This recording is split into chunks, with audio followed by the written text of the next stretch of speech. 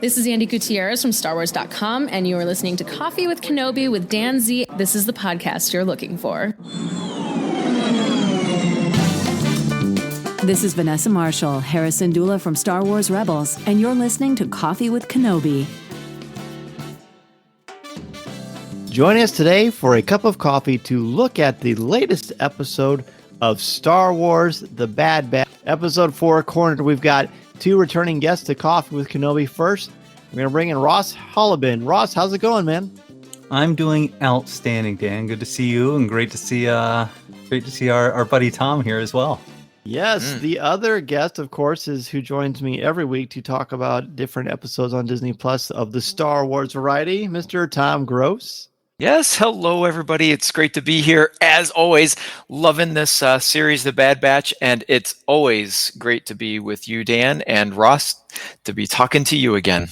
Awesome. Well, let's do this. As we do at the beginning of each and every show, we're going to give a letter grade, and then we're going to give overall impressions of the episode. Ross, you have the microphone, sir. What do you think?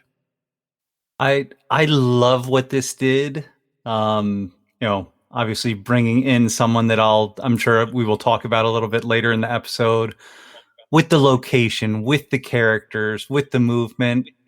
I'm going A-. And especially to squeeze that much into, I think it was the shortest episode yet.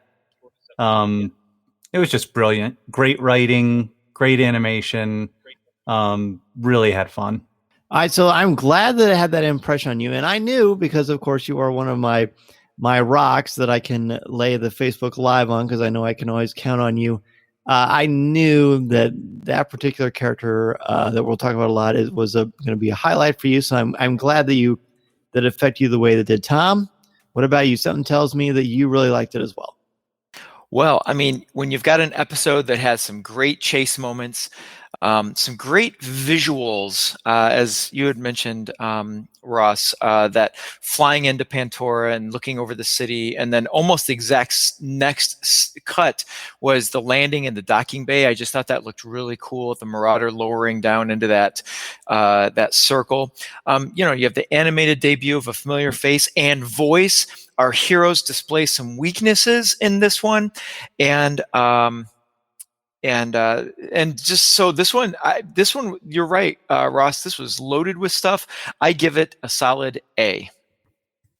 Wow, I'm glad. Is this the highest rated one you've had so far? I think so. Yep, it is. I'm about to continue that trend. I'm going to give it an A-.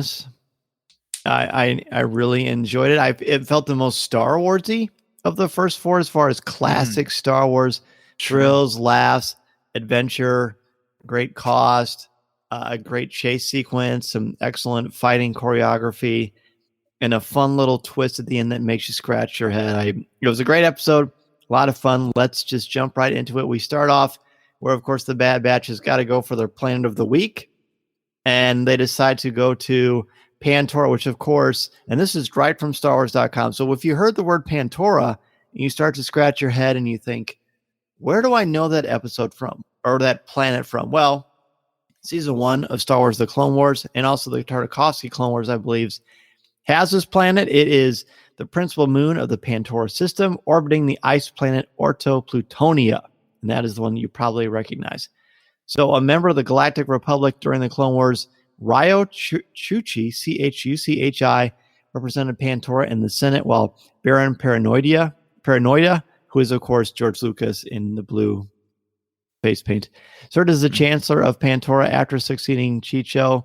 At the start of the Age of the Empire, the marshy Outer Rim world struggles to maintain its business and industry under the new regime, with outposts like Rose Station, which, of course, we're going to visit, falling into disrepair. However, in the streets, the citizens rejoice over the end of the long and deadly war. So StarWars.com, the databank, has been updated to reflect this episode of The Bad Batch. So, Ross, when you first heard that we were going back to Pantora, what did you think? I was just excited for, another visit to a planet and what kind of world building is going to happen here. And there was no disappointment there.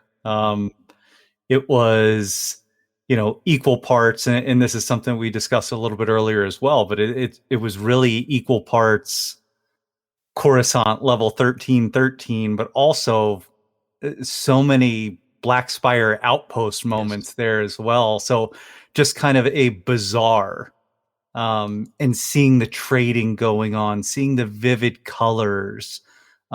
It was beautiful how it all came together. Even in the darker areas, it was still luscious. So it really pulled you into the setting immediately. It was very cool. It was very exciting. Again, I was thinking about, okay, where do we know this planet from? And of course, you see the blue skinned creatures. Tom, the fun never stops with your buddy. Who's your favorite character in the Bad Batch? Well, Tech. Tech, of course. Tech right away says, we got to scramble our ship's signature keys. We've got to land. If I'm going to do this, it's going to take a lot of work, naturally, as Ross sips from his Wrecker mug. I love it. And so they got to land on the ship. And then we meet a new character, Ross, who is from a very familiar species. Talk to us about that. Is this Raspar 6, the Celestin? So as soon as I saw him, so he has that little shadiness. And then I think it's really interesting that they gave him a toothpick. Why do you say that? Considering Crosshair always has his toothpick. So that's true. Yeah. Is that a kiss of death of some sort of like, hey guys, bad stuff's happening, the toothpick's coming into play? I saw him and I immediately was just like, can they put this into live action and have Danny DeVito please play him? So as he's working to try and entice the bribe from Wrecker and Tech, it was just so fun that they're just like, oh, we're catching on to this thing about being normal people now and doing things the normal way. So it was super fun. It was cool to see. I'm thinking Pelimoto right away as well. Just like, okay, here's another manager of a hangar. How's this person going to play out? So it's fun to see that come to life a little bit more, and that more universal continuity for anywhere that people are going to land. Right. It seems like no matter where you land in Star Wars, there's always a problem. There's always a problem. And the alien species you referred to, the Celestin, if people are not familiar with what that means, if you know Snaggletooth from the classic Kenner line of action figures, that is the first Celestin that we ever met.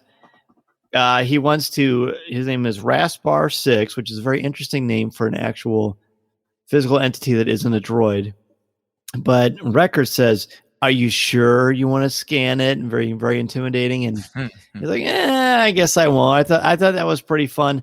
Wrecker is still pretty much the same kind of character. He's a very static character. He's not certainly well-rounded yet, but that's not necessarily a bad thing. Everybody can't be Hamlet.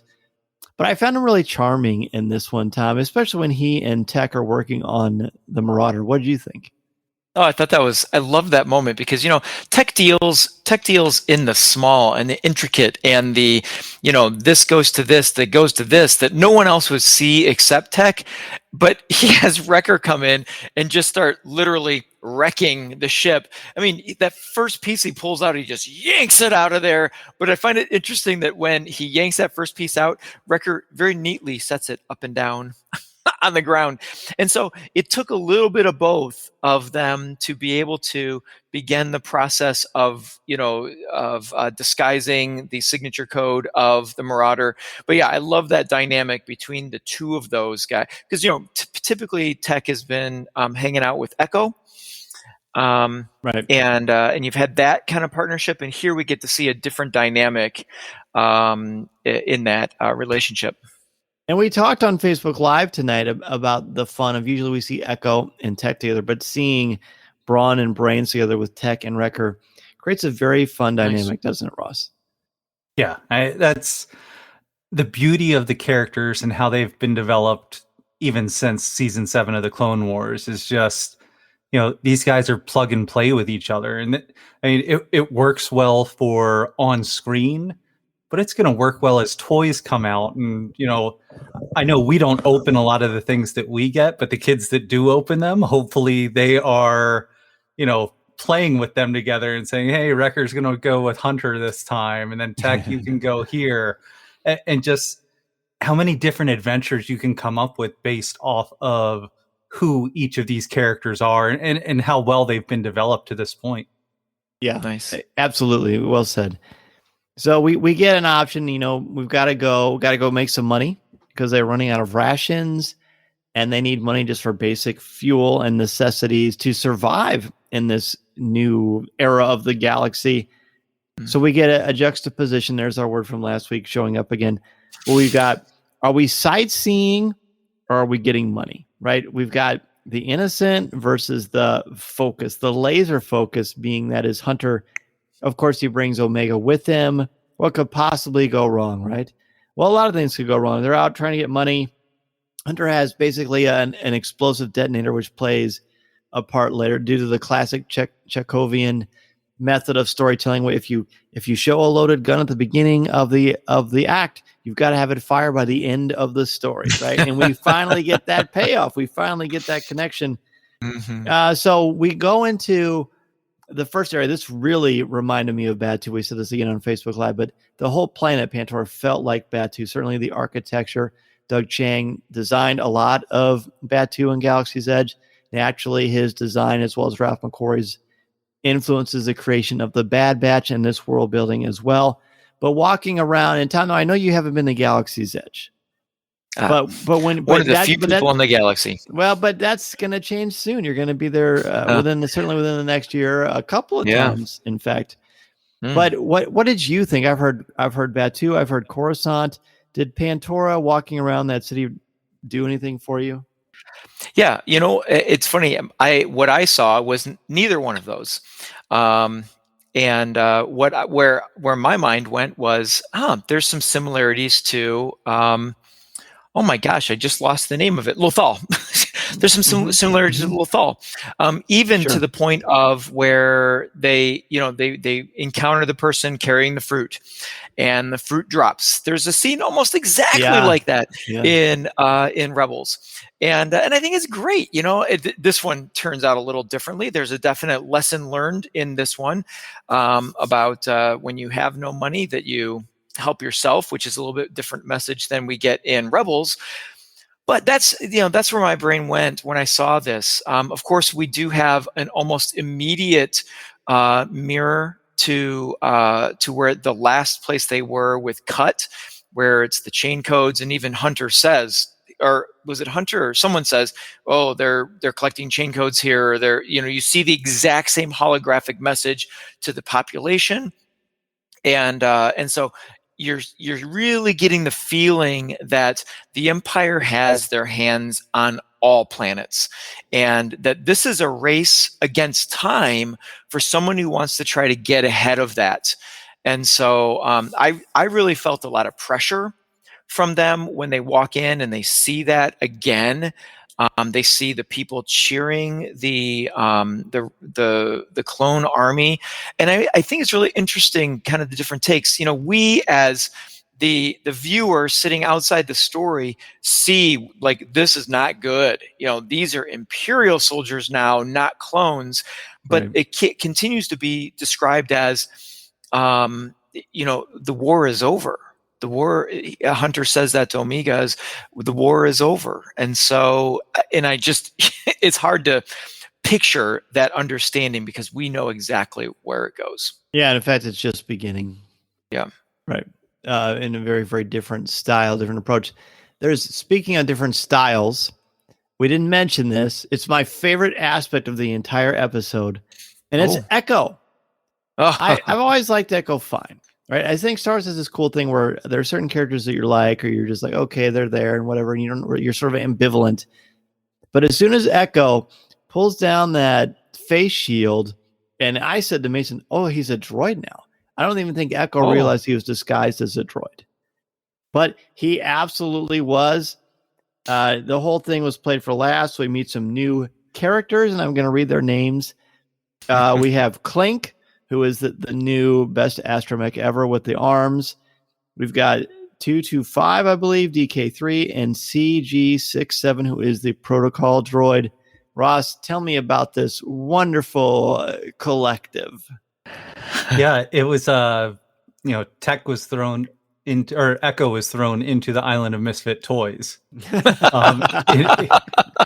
the back room of the shop there, where even the bargaining was fantastic. Yeah. And seeing Echo being like, I'm worth way more than 2,000. This is ridiculous. If I'm gonna play along, you're gonna have to sell me for a premium prices. Well, this is a military droid. I believe that's how he's described by Hunter. Military protocol. Like, yes. It was so fun to go back there and then seeing that kind of seeing the protocol droid get so hot and bothered. Like, no, I'm the boss back here. Yeah. And then he breaks out the gun. Like, yeah, not really. We're he's got the blaster. And okay, yep, we'll do what you need us to do. CG67's like, oh my. Yeah. This was a tip I also gave. I'm mentioning Facebook Live a lot because we just did the show before we recorded this. But a lot of the droids, a lot of the planets, a lot of the background stuff that you might miss on a first or second viewing, if you watch the show on Disney Plus with closed caption on, you're going to get all those details. It's not like they were released or Lucasfilm sent me a list of characters. I turn on the closed caption. It's very, very beneficial. Yeah, exact thing. Same exact thing. Like I usually wait for a second or a third viewing, and I was like, what am I missing right now? Right. And it adds a lot. It's fun. I did that with Mandalorian too, and I think it helped a lot. Now let's take a quick break, and we will return with more conversation on Cornered. This is Coffee with Kenobi. This is Vanessa Marshall, and you're listening to Coffee with Kenobi.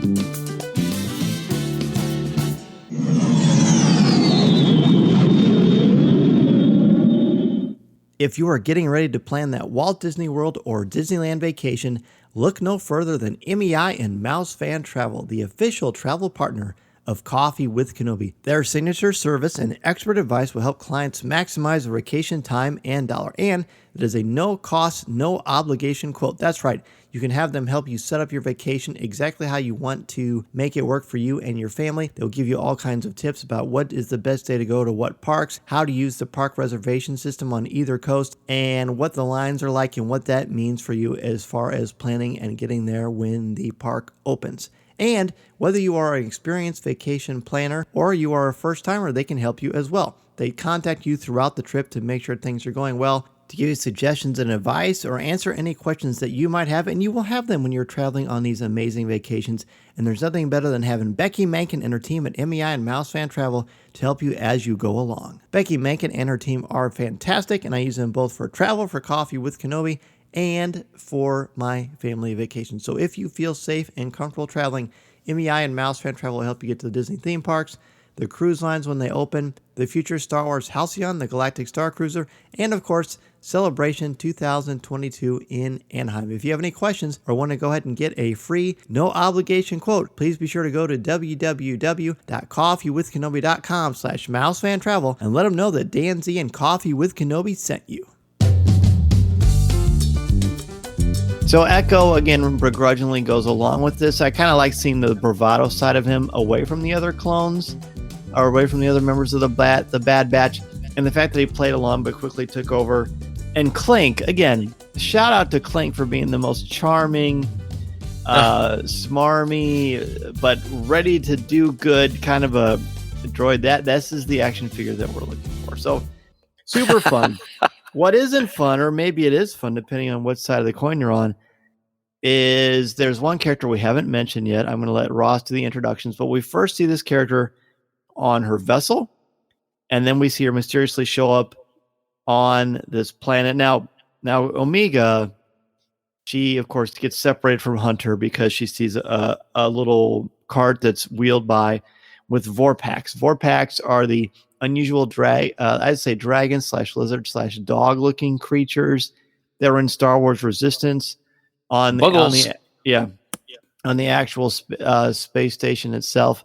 And then we see a trooper doll, and this is especially why I was reminded of Batuu and Galaxy's Edge, because just like Jyn Erso has Stormy, the small stormtrooper, when Galaxy's Edge, the merchandise, was created, they wanted some of the things in the marketplace to seem like it would actually be in world in Star Wars. We see a clone trooper doll, which has not been sold at Galaxy's Edge yet. Undoubtedly, that's going to happen very soon. But these two things distract Omega. She walks away, and then she runs into the antagonist in the episode. Ross, take it away, buddy. Yeah. Once again, just over the moon to see Fennec Shand back on the screen. So Ming-Na Wen is just a treasure, and seeing her, hearing her, and then seeing the animation brought to life here of just like, oh, she's back, and now we're getting some more backstory was just so impressive. And she's so cunning. She's so deceptive and smooth. She's like a walking snake at times. Like, okay, how is she gonna trick Omega into this? And credit to her for not just grabbing her up and running away. She's trying to earn that trust. She's playing the long game.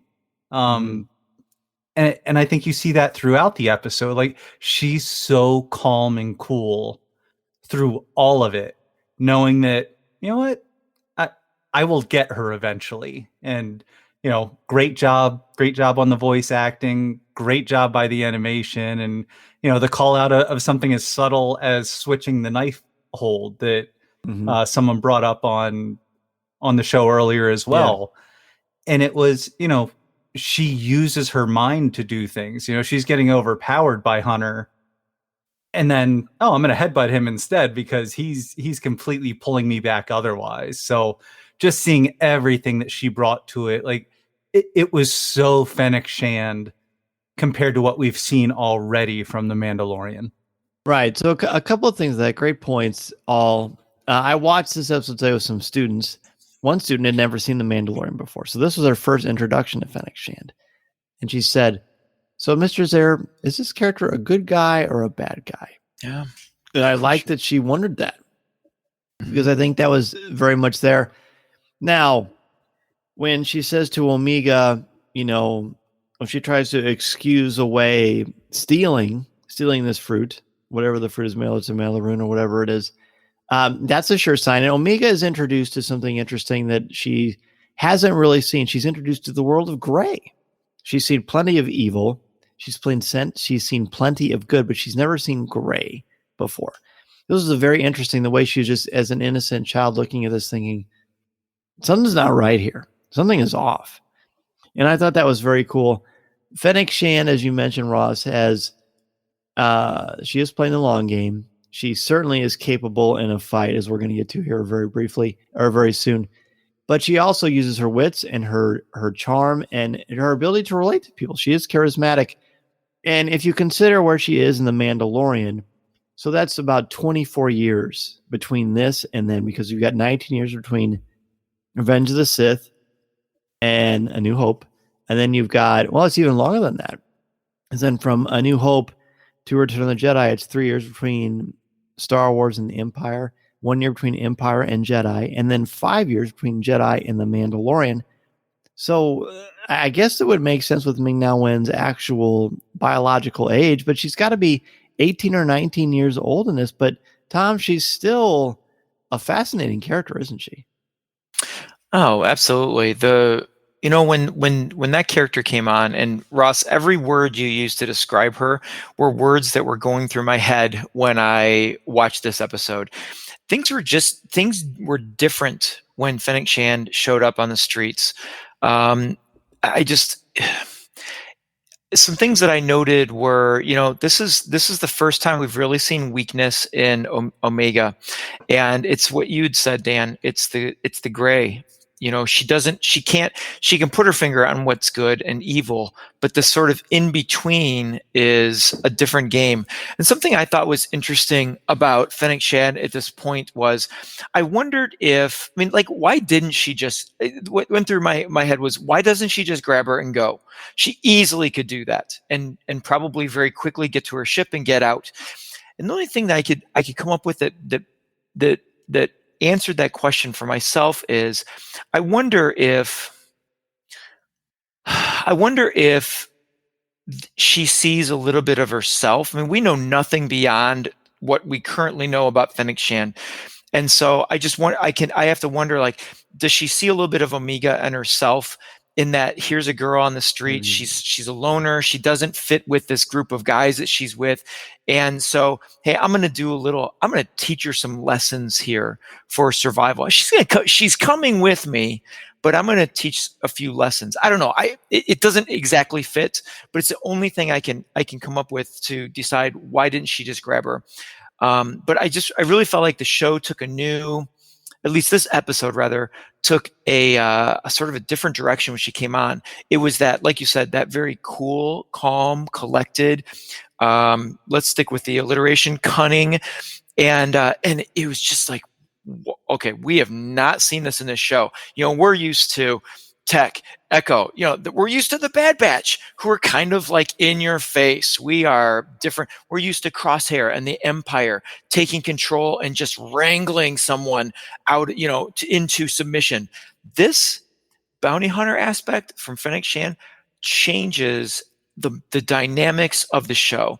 And I don't know. I'll wait for further comment on her, because I'm sure we're going to get into more of the action that she brings. And the one thing that I would throw into that as well, Tom, is I found it incredibly interesting. Like she loses her innocence really quickly because that happens with Fennec Shan, but just beforehand she's watching Hunter deceiving the shop owner. Oh, true. And paying attention to that first. So she's getting back, like Fennec Shan's reinforcing, hey, this is necessary right now. We have to do this. So I think it's interesting that it builds off of that moment, because even there, she's kind of like, what's going on here? Well, she also sees Hunter as definitely her father figure, almost gets killed, murdered in front of her. Mm-hmm. But she still seems to have her poise, but it's still pretty jarring. And Fennec Shan, of course, is one heck of a great shot. I mean, she says she never misses. She did miss here, fortunately, but only because fate intervenes. The fight with Hunter is fantastic. You mentioned earlier, Ross, how she rotates that knife in the palm of her hand while they're grappling with each other. Hunter eventually, I think it's probably reasonable to say, outmuscles her initially, but it's not easy to do. And then she just flat out headbutts him. She is an incredibly powerful force to be reckoned with. And I loved it. I loved it because I thought she clearly showed the Bad Batch is formidable, and there are many of them, but I'm Fennec Shan. And she is quite fascinating. But what is equally fascinating to me, maybe even more so, is when Wrecker shows up. Now, Wrecker and Tech have been working on the ship. And as you mentioned earlier, Tom, Wrecker basically just rips these massive, giant pieces of equipment out of the Marauder so Tech can do what he needs to do. And then he finds out that Omega is in trouble. So he races to find her because Tech has taken over all the security cameras, which are very reminiscent of the cameras from the Death Star, which I love. Then he's able to find her quickly. And then we're greeted, Tom, to this sequence that Star Wars and animation blend together so beautifully. Star Wars in tunnels and chase sequences in tunnels reminded me of season 7 of the Clone Wars with Ahsoka and Maul fighting each other. But talk to me about Wrecker and Fennec Shan's showdown. Is that what you expected to happen, or what did you think? No, I figured that Fennec Shan would use a little bit more evasive action against Wrecker because of his physical prowess and his, military style. But she takes him head on and dispatches of him super fast. I mean, and I didn't quite catch exactly how it happened, but she got him down. She uses the steam pipe from the tunnel to sort of shoot into his face. And so I was not expecting that. And so this did not, like, things that were happening in this episode were not making sense to me. And again, it all had to deal with Fennec Shan. And so what I thought of was that, she has separated them. Together they are formidable. How many times in season 7 of Clone Wars did we talk about their ability to work together to achieve a goal? They move from one person's skill to the next person's skill to the next person's skill, and then they achieve their goal. They are all separated here. And you could make the argument that the only person, I mean, Tech's a little tricky on this one because he doesn't really get involved in the action, but Hunter and Wrecker do not have each other to support them. And so it becomes a little bit easier to deal with the Bad Batch when you split them up and separate them. And by the way, the other afternoon for dinner, I was getting a steak knife out of the drawer, and I had to do it. And so I did the knife flip, and I was like, oh, that actually feels good. Is that why you had a bandage on your wrist? That felt good to do that flip. Now, of course, I wasn't. I was hoping you wouldn't bring that up, but yeah. Anyway, but yeah. So besides her cunning, her ability to separate them and take them on one at a time seems to be a strength of hers. Awesome. All right, very cool. I love that. This is a fun episode. I mean, it's a fun episode because of what happens. In essence, she uses Wrecker's momentum and his strength and his girth against him and just casually evades him, and he smashes his head, gets knocked out cold, which we've never seen happen to Wrecker before. Yeah. And then we get treated to this epic chase sequence that I want to talk about. Certainly a lot of things to sort of digest here. I think we see Fennec Shand is a little more complicated than even we thought because of her unusual scruples here. During the great chase sequence where Omega is running, she's hanging from this railing in classic Star Wars style. There's jumping on these different these basic planetary vehicles that are racing. A lot of people talked about it. It reminded them of the beginning of Attack of the Clones where Anakin and Obi-Wan are chasing Zam Wesell. Certainly. Even the music echoes that as well. But the one thing that I thought really took me off guard, and it was certainly off-putting, and it's supposed to be, is Fennec Shand lands on this vehicle. There's this man that she grabs his vehicle. She slams his head into the steering wheel and then throws him, murders him into the. And that was certainly off-putting to me, Ross. What do you think about I mean, not necessarily that, but the chase sequence in general. Yeah, I think that was that piece of, hey, this is the bounty hunter that we've heard about. There is a ruthlessness to her, and that's what makes it so fun seeing how she's working with Omega. And less gray in that instance. Yeah, and even where she's dropping her down onto that cargo vehicle. Tuck and roll. Yeah, she's teaching her even there, hey, here's a piece. Here's a piece of knowledge for you to take with you. So even in that dire circumstance where she's able to be motherly in one regard and then turn around and toss this guy, down levels and levels and levels to his death before more starts happening, it's fascinating to show that there is that Viper side of her where I'll be sitting here for a second, but I can strike that quickly. Yeah. Oh yeah, for sure. And it's important to see that. I mean, look, she was sort of personable to Omega, but she's still a killer. Yeah. She's still a killer. And it was a spectacular sequence, probably the most fun action sequence I think we've seen in the Bad Batch so far. Is that fair to say, Tom? Yeah, absolutely. That doesn't have Kanan Jarrus in it. Yeah. Okay. I was about to say the opening of episode 1, but yeah, I mean, this is, full out chase. Like you said, reminiscent of the opening of Attack of the Clones, and some other, chase scenes in other areas, but this is very Bad Batch-esque. So yeah, I really enjoyed this sequence. Any particular moments either you want to bring up besides the moment I talked about with Fennec Shand? Anything in this action sequence that you wanted to bring up?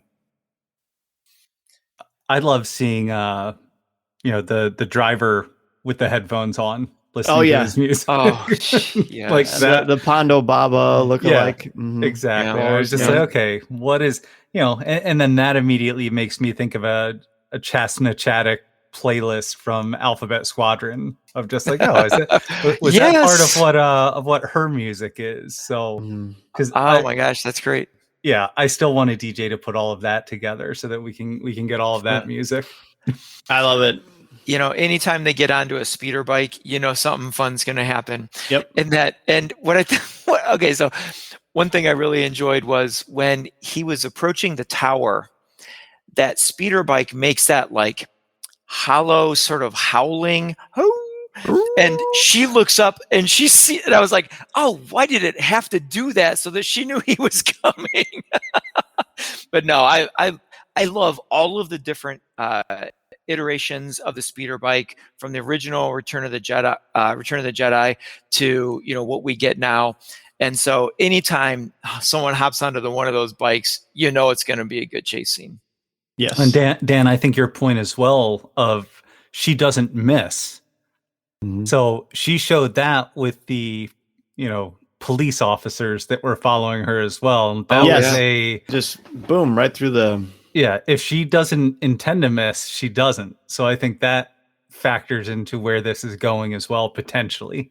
Yes. Oh, absolutely. So eventually they do escape. Omega helps out a little bit by pulling a lever on this transport and raising the hydraulics and making her fall off, which again leads to the demise of that other. I was like, hey, and then they escape as we would expect.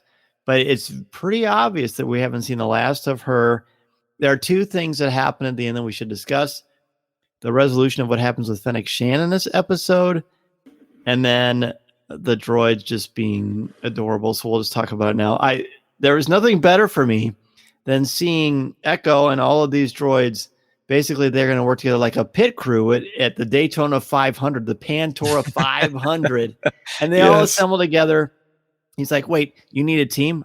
I don't remember the exact words that Echo says. He's like, I got this. And they all run in there, and Clink runs in there, and they make it happen very, very quickly.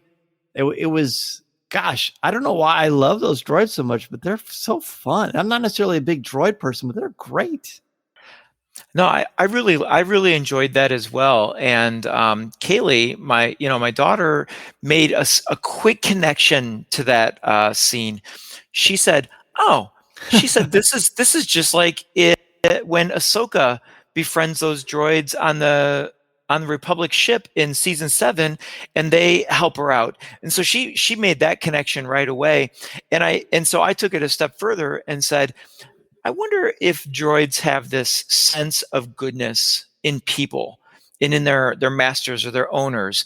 And so they're so willing to just follow programming or follow the goodness of the programmer or the person giving the orders, and just do what needs to be done and do what's right. And so we're kind of seeing like the side of a droid that responds to I guess goodness. But yeah, oh my gosh, when Echo's connection to those droids that are so immediate, even with the cantankerous one that's like, wow, I'm good. Oh my. Yeah. It is all like worked up like C-3PO would be. CG-67. He quickly takes control of the situation and everybody's on board. Hey, that Clank, I think you're right. Clink is the leader of the astromechs and just is so willing to just go with it right away. Very charming, and plays a big role. I mean, this is kind of everyone always makes the argument that, well, no one would ever gotten anywhere in Star Wars without R2-D2. They never would have got the Marauder off the ground had it not been for these astromech droids. True. And I think what I like about Clink is that even if he's not the leader, he's the leader in his mind. And that's pretty fantastic. So true. So true. Yeah. Ross, what were you going to say? No, I completely agree. Like having that personality come through, and it sometimes it's who removed the restraining bolt, and that's just like, I'm going to be loyal to you now because you just gave me my freedom. So that's going back. You rubbed the lamp and you freed us. That's going back to Solo, which should happen today as well. In making Solo 2 happen, but it is.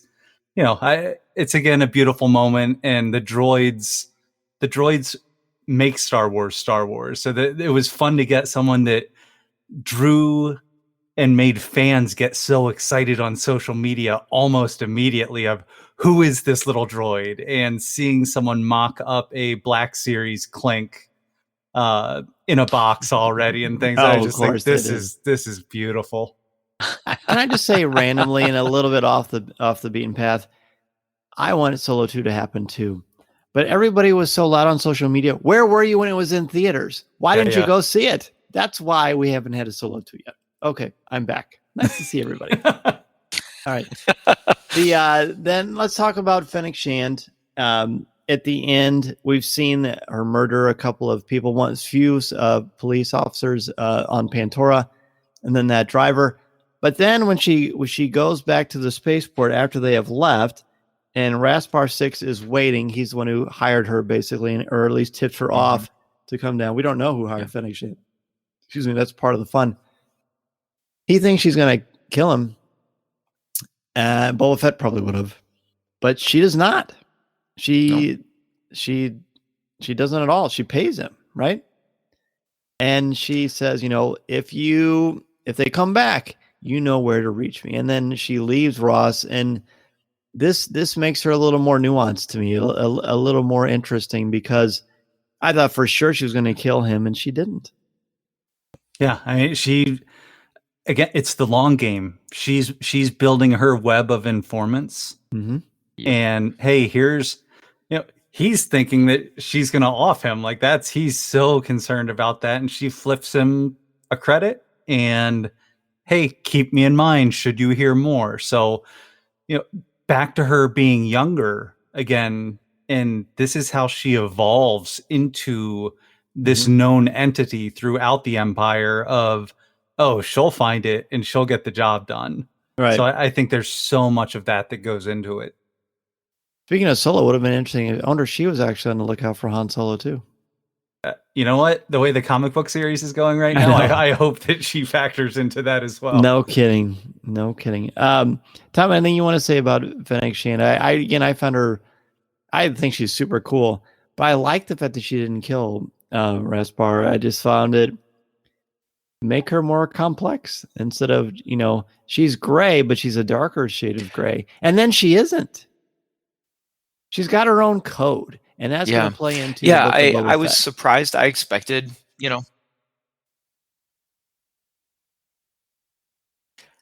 I definitely think so. Yeah, I mean, everyone expects her to walk in off the guy, and she's building her network.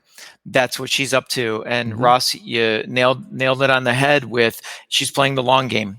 She might be young, but boy, she sure had a good mentor somewhere along the way. And be interesting to see any backstory that's available on her, because she's got a good head on her shoulders for the job that she does. That's right. And I have no idea who's hired her, but I'm looking for it. It might be somebody simple as Lama Su, but I guess we're going to find out as this evolves. So, gentlemen, anything you want to add that we didn't discuss in this episode before we wrap things up? Tom, we'll start with you. The main thing was that for me in this one that we talked about a little bit earlier was, this is the first time we've really seen Omega in danger because of her own just being naive in the world. She learned a few things on her, she's learned some things along the way, especially in like the case with the Nexu outside of Cut's house. But this one showed that there's still a lot for Omega to learn in the galaxy. Yes, for sure. Ross, anything you want to add? Yeah, and Tom, that's excellent. And I will build off of that and saying, it's great seeing how she's learning these things. I think she's such a quick study and is so observant. Even thinking back to the very beginning scene where she's on the ship and they've decided that they're going to land there. And she says it again, Pantora, like, I can't wait to do this right now. So she's bursting with energy and excitement and hey, I'm away from Camino. I want to experience everything. And she's getting a little bit more than she bargained for, but who knows if that's a good or a bad thing, because sometimes you need to touch the stove before you realize that it's hot. Right. It's true. True. It's very true. So we will see how this evolves. I was grateful to see while she had a nice one with Hunter, it wasn't the same. I want there to be a little bit of variety to their arc, and we've got that. We got that in spades. Listening to Coffee with Kenobi, you are with Dan Z, the podcast you're looking for. This is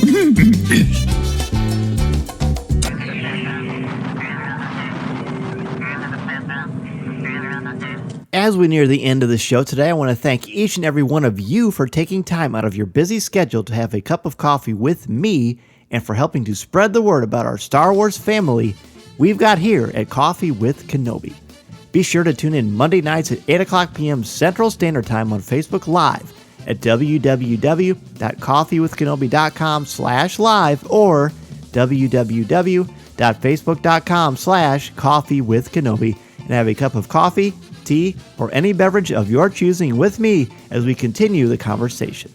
To join us in the CWK Cafe, which is our Facebook group, and share your Star Wars thoughts, comments, reviews, and opinions in a family-friendly, spoiler-free place that is also drama-free, go to www.coffeewithkenobi.com/community and be part of the conversation, talk about this week's show, or just talk about some Star Wars. We have a lot of fun, and you'll make some new friends, as well as catch up with longtime friends along the way. I also want to thank all of the new and longtime members of the CWK Alliance and let you know how much I appreciate your help and encouragement. If you want to join the CWK Alliance, go to www.cwkalliance.com and sign up today. Not only will you help out Coffee with Kenobi, but you also get access to CWK Pour-Over, the exclusive weekly podcast not heard anywhere else. It's a great way to support and help out the show, and 10% of your monthly contributions go directly to the St. Jude Children's Hospital to support the incredibly important work they are doing to help these brave children and their families. Plus, contributors at the CWK All-Star level can watch a video podcast of CWK Pour-Over hosted by me, Tom Gross, and Corey Clubb. Feel free to reach out anytime if you have any questions. In addition to being part of the community on Facebook, please don't forget to visit our website at www.coffeewithkenobi.com for Star Wars news, announcements, reviews, videos, and so much more. If you have a question for me or just want to share your thoughts on the air, feel free to email me at danz@coffeewithkenobi.com and I'll share them on the show. You can also connect with me on Twitter at Mr. Zaire, MRZEHR, or on Instagram at DanZareCWK. There are also a lot more ways to connect with me and Coffee with Kenobi on social media. Follow us on Twitter and Instagram. Give us a like on Facebook at facebook.com/coffeewithkenobi. Check us out on Pinterest or subscribe to our Coffee with Kenobi YouTube channel. On our YouTube channel, you can find Facebook Live video, different interviews throughout the years, highlights of video coverage throughout the Coffee with Kenobi history, and the audio podcast itself. You can order my book, The Star Wars Book, which I co-wrote with Lucasfilm's Pablo Hidalgo and Cole Horton, on Amazon, Barnes & Noble, Target, Books A Million, Walmart, or anywhere books are sold.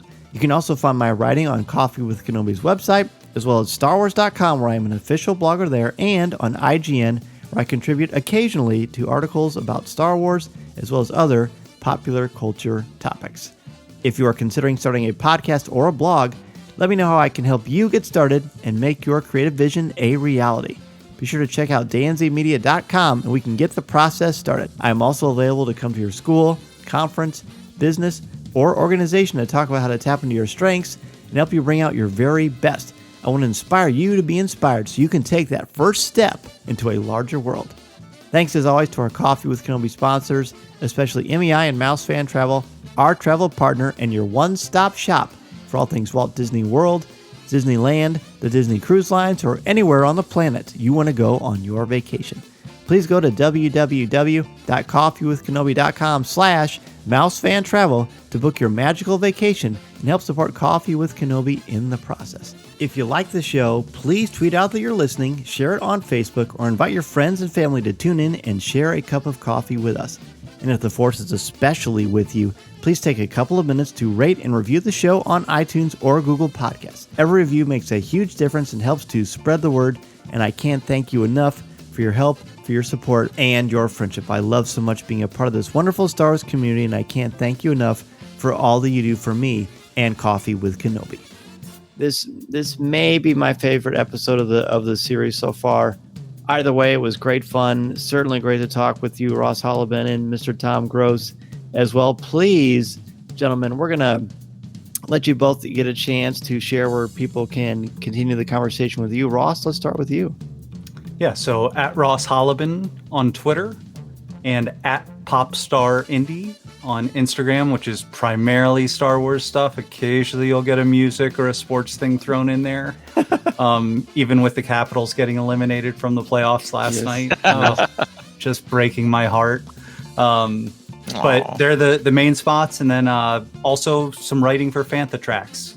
So enjoying working with Mark Newbold and the opportunities that he provides. Yes, Mark is great. As are you, buddy. So that's great. What a great connection there. Tom, what about you? Oh, sure. You can reach me on Twitter at Draftline, DRAFTLINE. That's the biggest place to catch up with me. But also, I catch some of my writing on Blogger. The title of the blog is Seeking Positivity in the Galaxy. A big thank you to Ross and Tom for joining me to talk about Cornered, the 4th episode in Season 1 of The Bad Batch. It's really turning out to be a really interesting show, and I'm very excited to see where the mythology is going to turn once we get more episodes of The Bad Batch. Naturally, you can catch the review every week on Coffee with Kenobi and Monday nights at 8 o'clock p.m. Central Standard Time on Facebook Live, both on Facebook, our Facebook page, or go to coffeewithkenobi.com/live. You can certainly catch the show afterwards on our podcast feed, on our YouTube channel, or on Instagram TV on our Instagram account as well. Have a great weekend, everybody. And remember, this is the podcast you're looking for. We'll see you next time.